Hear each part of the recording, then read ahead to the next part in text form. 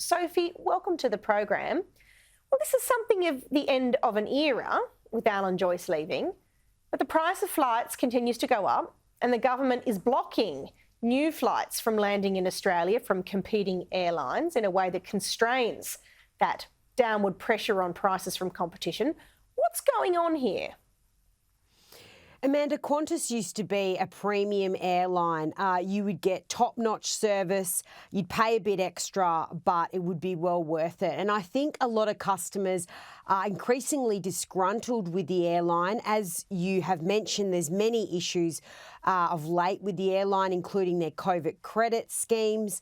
They've made themselves incredibly partisan. They were standing there last week, Alan Joyce with the Prime Minister, putting the Yes 23 stickers on one of the aircrafts. I was actually on an aeroplane this afternoon with one of those Yes 23 stickers on the side of it. They're really focusing, I think, on the wrong areas rather than on customer service, good customer service. And I think these CEOs rewarding themselves with massive bonuses and so forth doesn't really sit well with the average punter. So, but it is an end of an era for Alan Joyce. So let's see what the new CEO does and whether things change.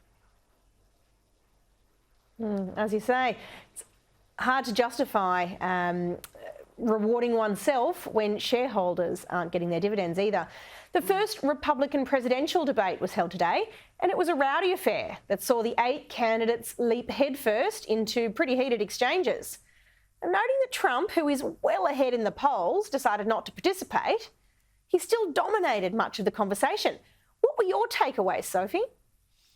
Amanda, I'm not really surprised, and I don't think a lot of people would be. I mean, Trump always gets all the media attention. He obviously sat down with Tucker Carlson, and at this very similar time, he did an interview with him that this was going on the platform Twitter, or now called X, so formerly Twitter.